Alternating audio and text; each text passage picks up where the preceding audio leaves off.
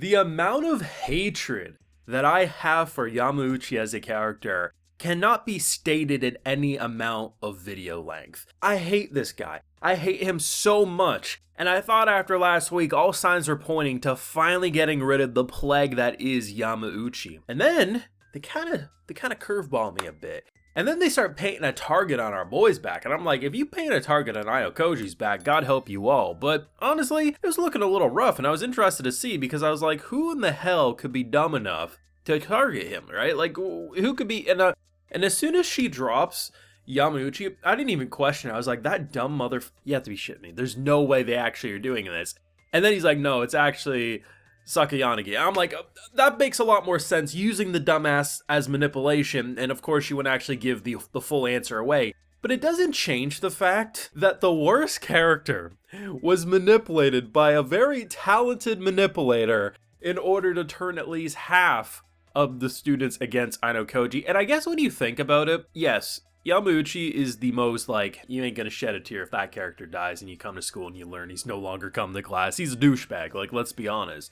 But Ayanokoji, for a good amount of this show, wasn't really a standout. He didn't really feel valuable to the, like, from the class's point of view. He was very much a loner vibe. Season 2 onwards, he started to impress a bit more of the track and field stuff, but I could see how someone who is as much of a loudmouth could spread enough with his connections to make a good amount of people turn against him. I don't agree with it, but I do see how the path could happen. But the fact that the queen comes up, class president's like, no, we shouldn't target no one, and she's like, oh, but we are.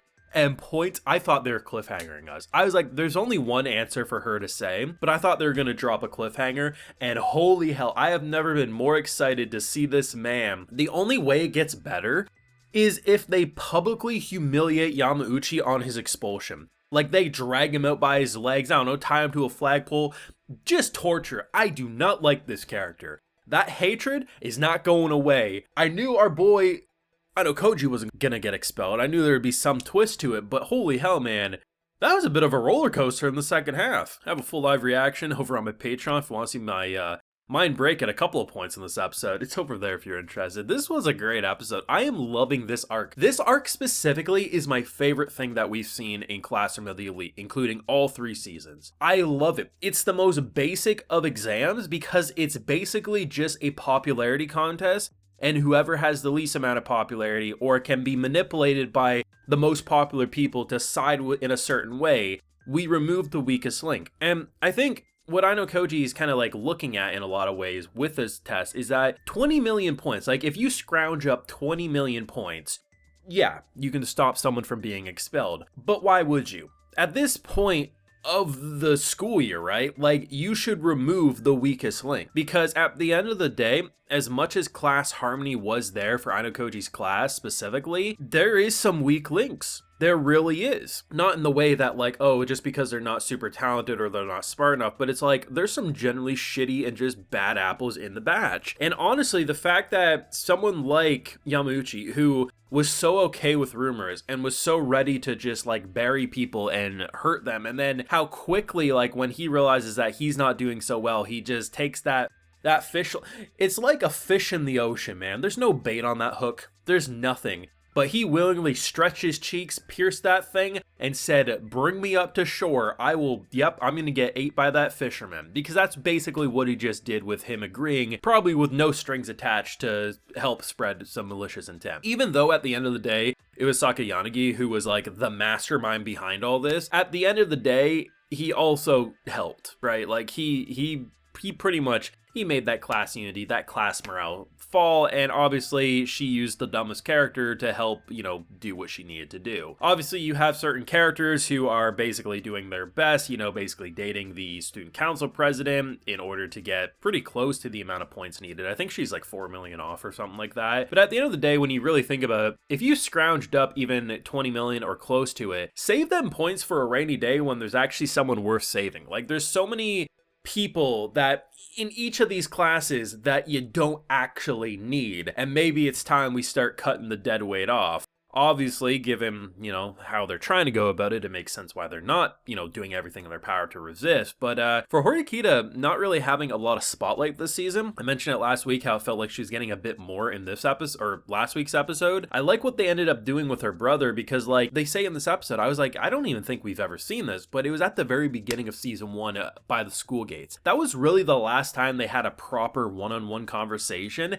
And that was a very powerful moment, seeing her in a very vulnerable state, but almost feeling like they were brother and sister in that moment. And the confidence to go up to that class and just say, no, there is someone who should go home. And honestly, it's going to be very easy if the conversation lasts, because he's probably going to do outbursts. He's probably going to start freaking out. And she can just logically and bluntly just hurt him. And it's not about getting the whole class agreeing. It's just about making sure at least half of the class sides with her saying, fuck that guy, because that's really all we need at this point. I think drama in Classroom of the Elite is generally pretty fun and exciting, or it can be exceptionally well done, and I think this is one of the exceptionally well done situations. I love the simplicity of just, hey, you guys did so well, you guys avoided moving someone off, and now in the background people are saying, no, you're gonna remove someone one way or another. There's always, that kind of carrot on the stick. Yeah, if you have 20 million points, go ahead. But hell, most of these classes,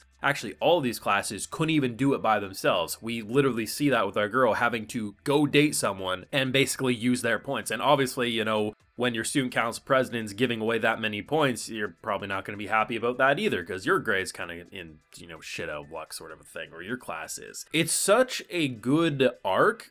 And with episode 8 probably wrapping this one up, because I imagine Yamauchi gets expelled unless they pull the rug from under our feet and a different character does. I swear to God, if they keep him around, I'll go through the screen and smack him myself. Now I'm curious to see what they would do, because losing someone, even if they universally agree in the school that screw that guy, it's definitely going to be a different change of pace and kind of like a kick to morale, because kids were kind of being pitted against each other. It was a popularity contest, little groups, little cliques being formed in order to just try to shield yourself.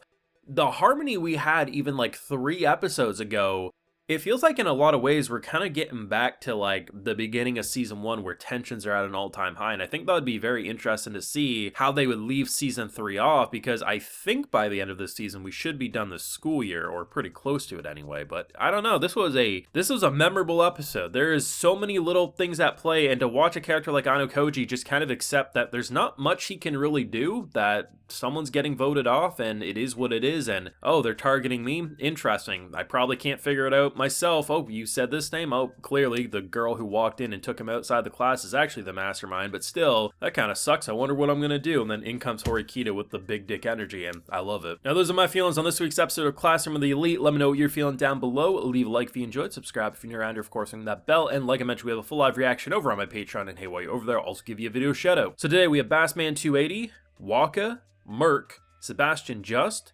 Aculos, and Keegan Miller. So I appreciate the support, everyone. Please take care and have a good one.